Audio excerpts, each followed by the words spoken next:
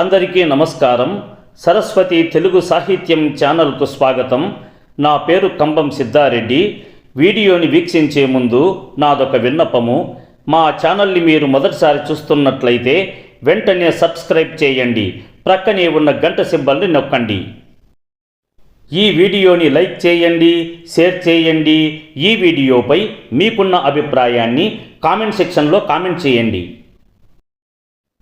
ఈ వీడియోలో నేను జాసువా గారి గబ్బిలము కావ్యము 2వ భాగములోని 71 నుండి 80 పద్యాలను మీకు వివరించబోతున్నాను. గౌతమి గంగలోన మృతకాంతులతో ఉదయంబు కన్న విఖ్యాతమణి వితానము మహమ్మదు రాజుల దండు దెబ్బతో తాతల నాడపోయే. ఇక తాతలు పుట్టిన రావు రత్నదీపాతత కాంతులీను గృహమక్కట నూనెకు దేబెరించెనే.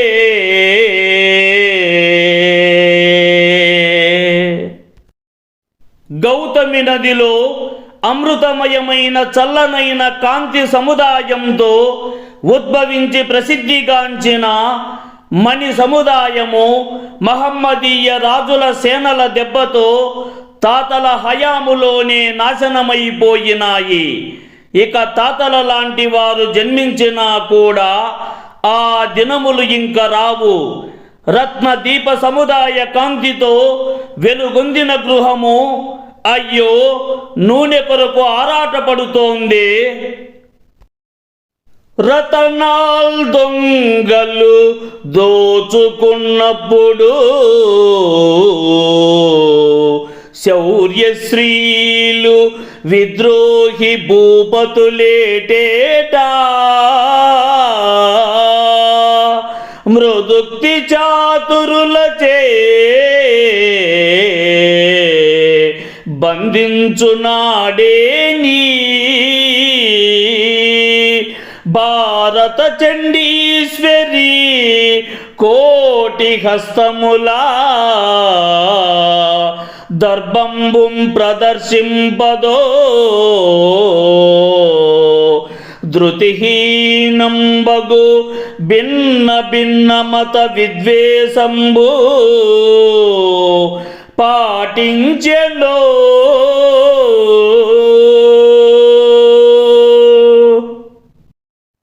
దొంగలు రత్నాలను దోచుకున్నప్పుడు కుట్రలను పన్నుతూ ద్రోహాన్ని తలపెట్టే రాజులు మంచి మాటలతో చాతుర్యములతో కట్టివేయబడినప్పుడైనా సువిశాల భారతదేశమనే చండీశ్వరి తన యొక్క కోటి చేతులతో టీవీగా గర్వమును ప్రదర్శించగలుగుతున్నదా?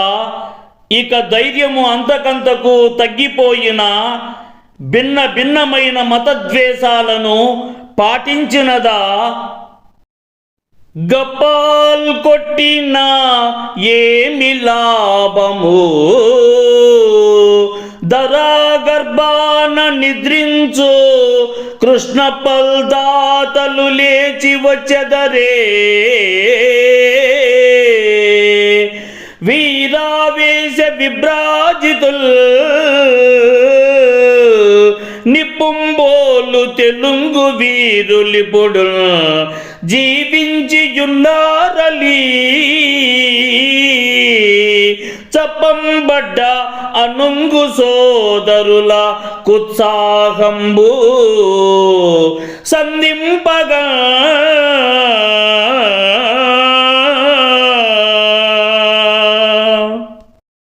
గొప్పలు చెప్పుకుంటూ మితిమీరి ప్రగల్భాలు పలుకడం వలన ఏమి ప్రయోజనము? గడిచిపోయిన ధరణి గర్భమునందు నిద్రలోకి జారుకొన్నట్టి దాతలు కృష్ణప్పలు లేచి ఏమైనా వచ్చెదరా? వీరత్వముతో ఆవేశము కలగలసిన నిప్పు వంటి పరాక్రమమైన తెలుగు వీరులు నేటికి కూడా జీవించి ఉన్నారు. నీరసించిపోయిన తమ ప్రియమైన అన్నదమ్ములను ప్రేరేపణతో ఉత్సాహాన్ని నింపడానికే కదా ఏనాడు మా కావ్య సృష్టికర్తల జిహ్వా విశ్వసత్యము ఆలపింపగలదో, ఏనాడు మా జాతి దృష్టి మాంద్యము వాసి చుట్టుప్రక్కల తేరి చూడగలదో, ఏనాడు మా బుర్రలి జుట్టు తలలేని పుక్కిటి కథలలో చిక్కుపడవో, ఏనాడు మా విద్యలినుపసంగమునందు చిలుము పట్టక ప్రకాశింపగలవో, తనువు దాచక సోమరితనము మాని ఎన్నడీ మఠంబులు బిచ్చమెత్తుకొనవో, అట్టి శుభవేళకై కొంగు పట్టి నిలచి నలిగి వాపోవుచున్నది నా మనస్సు.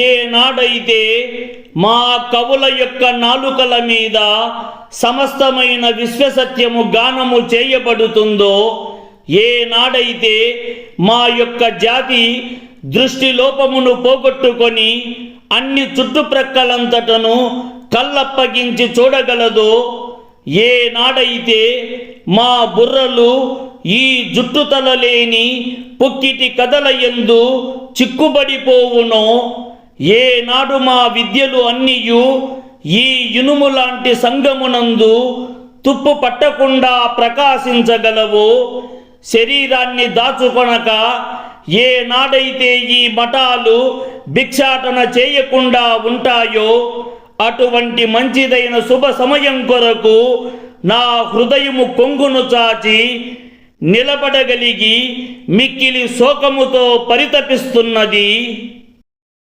ప్రభువుల పెండ్లి పేరంటాలు వర్ణించి కాలంబు పెక్కేండ్లు ఖర్చు పెట్టి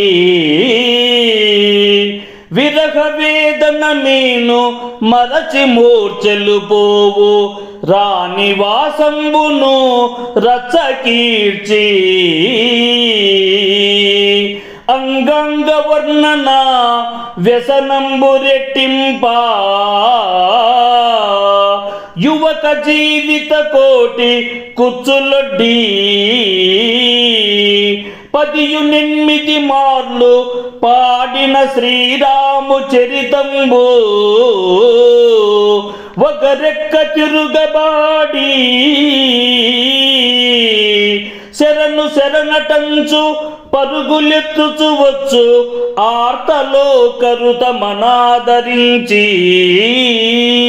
భువన హితము కోరు కవితా కళాశక్తి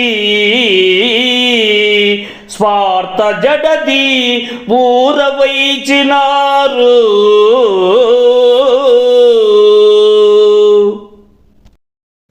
ఎన్నో సంవత్సరాల పాటు రాజుల యొక్క పెండ్లి పేరంటాలను వర్ణిస్తూ సమయాన్ని వెచ్చించి వియోగమనే బాధతో దేహమును మరచిపోయిన రాణి వాసమును రచ్చలకు ఈడ్చి ప్రతి దేహ సౌష్ఠవ అంగములన్నిటినీ వర్ణనాత్మకంగా వర్ణిస్తూ ప్రాయములో ఉన్నట్టి చెడు అలవాట్లను అంతకంతకు ఎక్కువ అయ్యే విధంగా వలను పన్ని 18 మార్లు పాడిన శ్రీరాముని చరితమును ఒగరెక్కిపోయే విధంగా మరలా మరలా పాడి శరణును కోరుతూ పరిగెత్తుతూ వస్తున్నట్టి దీనస్థితి నందున్న ప్రజానీకము యొక్క ఆక్రందనను లెక్క చేయకుండా యావత్ విశ్వము యొక్క మంచిని కోరునట్టి కవిత కళ అనే శక్తిని స్వార్థమనే సాగరమునందు ఊరవేశారు కదా.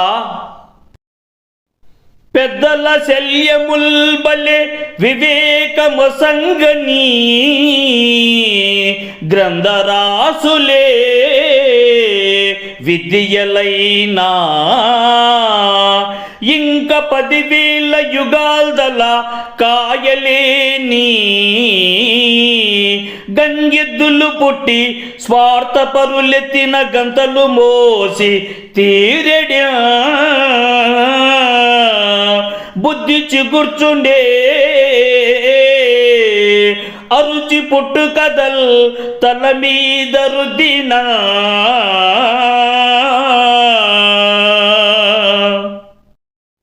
పెద్దల ఎముకల వలె వివేకాన్ని కలిగించని జ్ఞానాన్ని అందించని పుస్తకాల రాసులలోని విషయాలే విద్యలు అయి ఇక 10,000 యాగములకైనా అన్నిటికీ తలలూపే విధముగా పుట్టి స్వార్థపరత్వంతో నిండినట్టి వాళ్ళు కట్టినట్టి గంతలను మోసి తీరుతారు.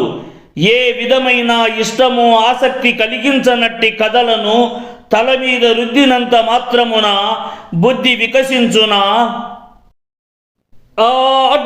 ఆడుదులేకయున్న కృతి కందము లేదని నమ్మి ఎన్నడో పాడిరనుత్తమ ప్రణయ బంధుర గీతములర్త తృష్ణ వెన్నాడ కవుల్ మహీపతి బృహన్నల వర్గము సంతసింపని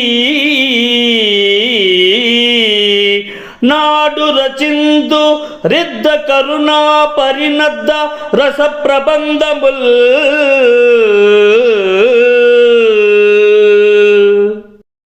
స్త్రీ లేకపోతే ఏ కావ్యానికైనా అందము లేదని భావించి నమ్మి ప్రాచీన కవులు అంతగా ఉత్తమం కానట్టి ప్రేమ కావ్యములు ఎన్నో ధనం మీద వ్యామోహంతో రాజులనే పేడి సమూహం ఆనందించేలా నేడు రాస్తున్నారు. కానీ ఈనాడు ప్రకాశవంతంగా వెలుగొందునట్టి కరుణ రసాన్వితమైన కావ్యములు ఎన్నో చాలా వస్తున్నాయి కదా. మొన్నటి యుద్ధ దేవతకు పుట్టిన కూతురు క్షామదేవి మృష్టాన్నముగా భుజించిన క్షుధార్తుల డొక్కలు శల్యరాశి సంపన్నుల వీధులందు కనుపట్టెనే వంగ కవీంద్ర కోటిచే కొన్న కళాలెరుంగవను కొందు దయారస నవ్యకాయముల్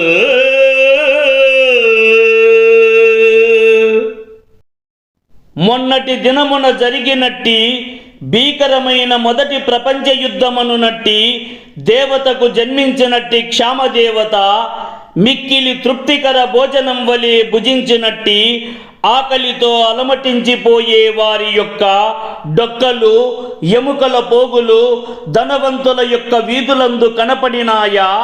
బెంగాలీ కవుల యొక్క కళాలకు దయారసంతో కూడినట్టి నూతనైన కావ్యాలు తెలియవనుకుంటాను. చలిచి మంపొలియింపండేరని అహింసా నిమ్నగల్ రాలలో మొలిపించం బహుబుద్ధ విగ్రహ జయంబుం భారతం బంతటం కలయైపోయెనో తత్కృపాగుణము బంగాళంబులో ప్రేమమూర్తులు లేరో భుజింపరో ద్రవిణవంతుల్ మేలి మృష్టాన్నము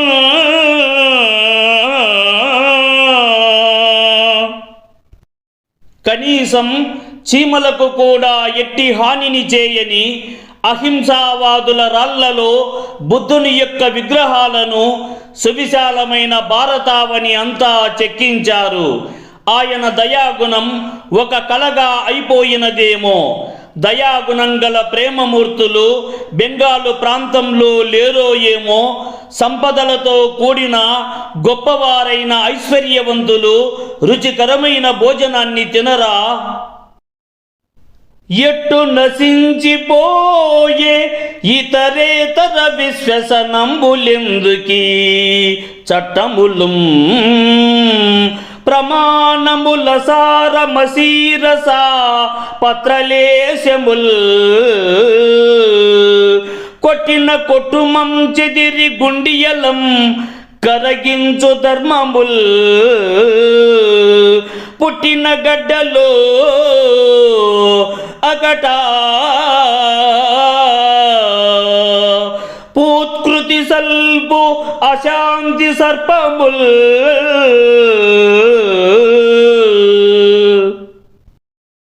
ఇతరములైన అన్ని నమ్మకాలు ఏ విధముగా నశించిపోయాయి? ఎందులకు ఈ చట్టములు ప్రమాణములు కాగితపు ముక్కల మీద నిస్సారములైన శిరారాతలు కొడితే కొట్టు అనుచు ఎదుటివారి హృదయాలు కరిగించేలా చేసి ధర్మములు పుట్టినట్టి ఈ సువిశాలమైన ధరణిలో అయ్యో అశాంతిని రగుల్కొల్పే సర్పాలు బుసలు కొడుతున్నాయి కదా. మీరు సాహిత్యానికి సంబంధించిన ఏ అంశాలను ఆశిస్తున్నారో తెలియజేస్తే వాటిని వీలైనంత త్వరగా మీకు అందించేందుకు కృషి చేస్తాను. ఈ వీడియో చూసిన సాహితీ ప్రియులందరికీ నా హృదయపూర్వక ధన్యవాదములు.